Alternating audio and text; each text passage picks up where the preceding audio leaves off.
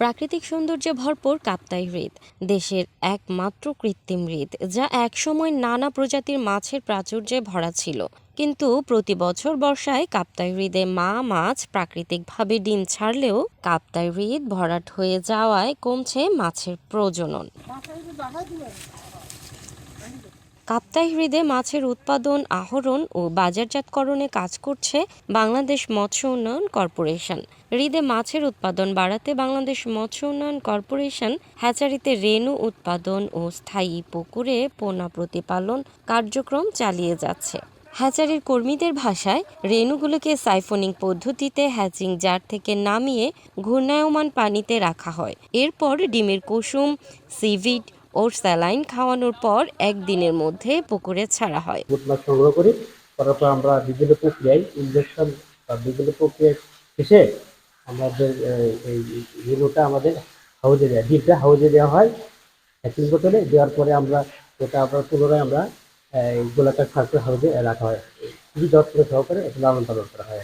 Extreme মশার coil plant fibre দিয়ে তৈরি, ডেঙ্গু, চিকুনগুনিয়া বাহি সহ যে কোনো মশার বিরুদ্ধে দেয় এক্সট্রিম সুরক্ষা। আমরা মাছ উৎপাদন শেষে এখান থেকে নার্সারিতে নিয়ে যাওয়া হয়। নার্সারিতে করার পরে 1 বছর রাখার পরে মাছটা যখন সাইজে এসে যায় তখন আমরা লেখা আপেল লিখে মুক্ত করে দিই। বিএফডিসি রাঙামাটির ফিশ কালচারিস্ট জানিয়েছেন যে তারা চেষ্টা করছে ইনব্রিডিং মুক্ত, দ্রুত বর্ধনশীল এবং রোগ প্রতিরোধী রেণু উৎপাদন করতে। তবে পুকুরের স্বল্পতার কারণে উৎপাদন সীমিত হচ্ছে। হালদা নদী এবং কাপ্তাই হ্রদের মাছ আছে, আমরা এই মাছগুলোকে হ্যাচারিতে এনে আমরা সংযুক্ত প্রজনন প্রক্রিয়ায় আমাদের হ্যাচিং এর কাজগুলো সম্পন্ন করে থাকি। এখানে আমরা 70 কেজির মতো রেণু উৎপাদন করি, কিন্তু আমাদের হ্যাচারির সক্ষমতা হচ্ছে 100 কেজি। এখানে 100 কেজি আমরা করতে পারি না, আমাদের পুকুর স্বল্পতার কারণে। পর্যাপ্ত পুকুর পেলে আমরা ওইটাও কাভার করতে পারবো।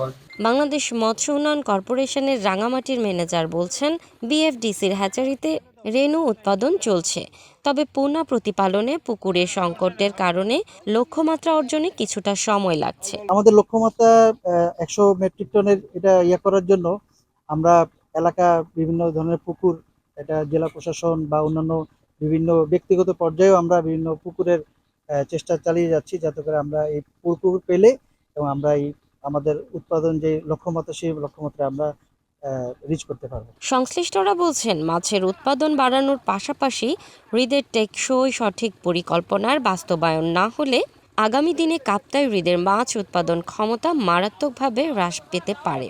বিপন্ন হবে হাজারো জেলের জীবিকা। এখন সময় প্রাকৃতিক এই সম্পদ রক্ষায় স্থায়ী ও টেকসই পদক্ষেপ নেয়ার।